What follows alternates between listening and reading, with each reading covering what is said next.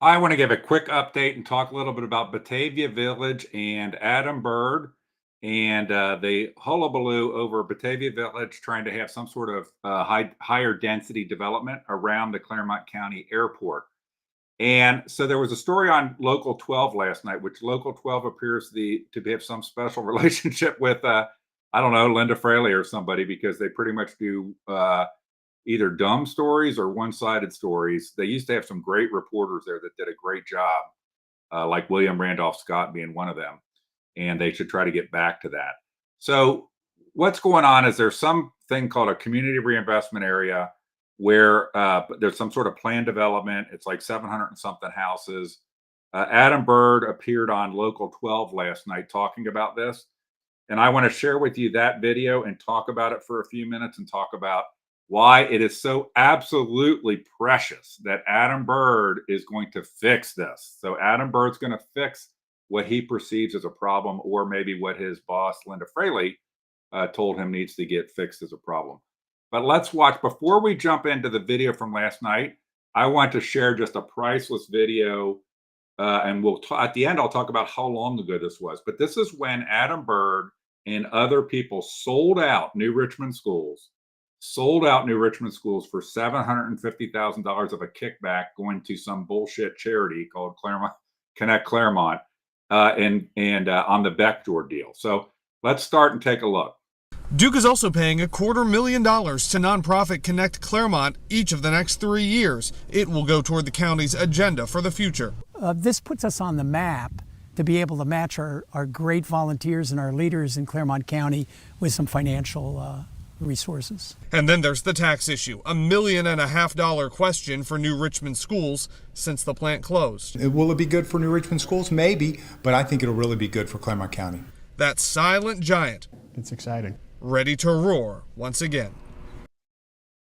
So you heard in there this about Beckjord, and guess how long ago that was? Guess how long ago that was that our leaders sold out New Richmond schools for $750,000 going to Bob Pokey's bullshit Connect Claremont charity.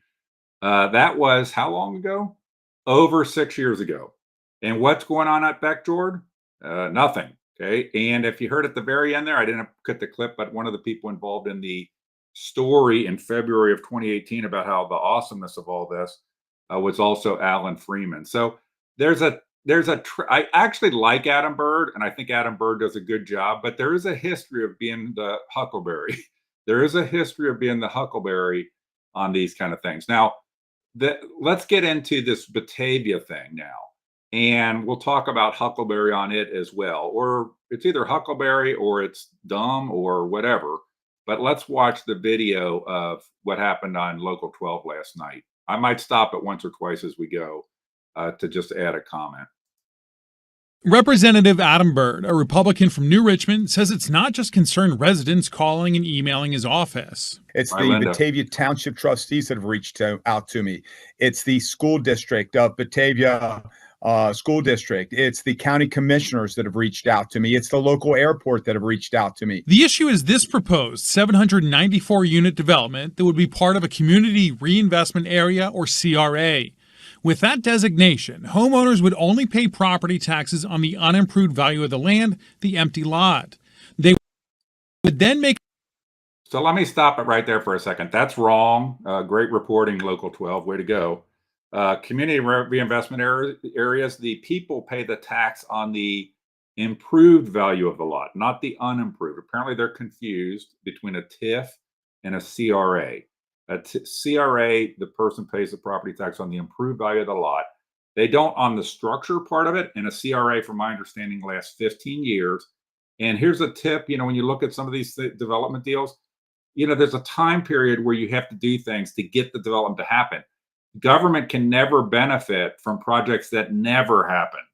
And our county people, a lot of times in their shills, do more to keep projects from happening because under these false pretenses, because the reality is they can't do projects. They can't get projects done. Some of you that are very sharp and pay close attention might remember when Andy Kupta and the dream team of the Claremont County Economic Development tried to have the airport runway expanded, and they so screwed it up that it couldn't happen.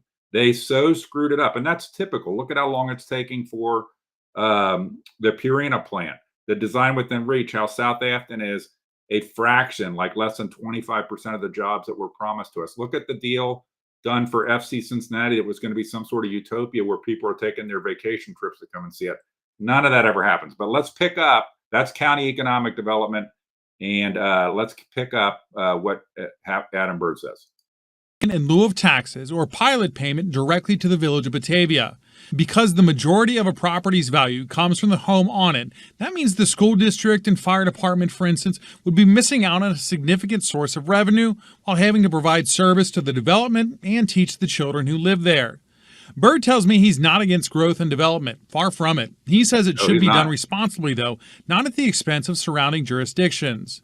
Byrd says he wants to find a fix to the law and says he'll be working with state representatives and more. My county commissioners, my township trustees, I'm even willing to work with the village of Batavia to craft language that is going to curtail. So just as a question here, I wonder if he got in touch with the village of Batavia before going on the news saying that he's willing to work with them. This just is this like, Linda made a call, Adam Byrd's looking for the camera. Let's keep watching.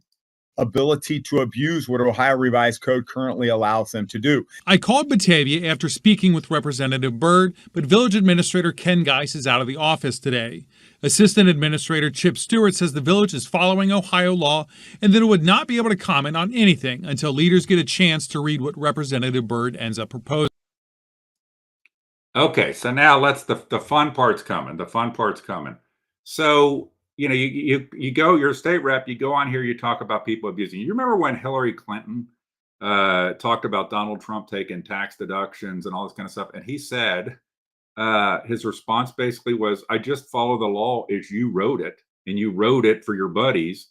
And now you're saying, if you didn't like the way you wrote it, Hillary Clinton, then why did you write the law the way that I'm using the law? So again, you have Adam Byrd abusing, just like Trump. Remember, Trump abused the tax code by following the tax code that Hillary Clinton and team put in place. Now, Adam Byrd is saying Batavia Village is abusing the CRA, Community Reinvestment Area legislation, I guess, by what they're doing. I don't know if that's true or not. And I frankly don't know a lot about this project, nor do I have an opinion per se on the project itself. Is it right, wrong, or indifferent? But here's the fun part. What Batavia Village is doing was authorized in a bill that was supported by Adam Byrd. It was supported by Gene Schmidt, and it was co-sponsored by Senator Terry Johnson. Let me say that again. Adam Byrd is bitching about Batavia Village using what's in a bill for a CRA that is a bill that he supported, Gene Schmidt supported, and Terry Johnson was a co-sponsor of. It's Senate Bill 33. It's from December of 2022. It's not that long ago. You can go look it up. And this is typical politicians, okay? Either Adam Byrd's being disingenuous by not saying, I was involved in the original legislation, didn't write it, but I was a supporter of the original legislation.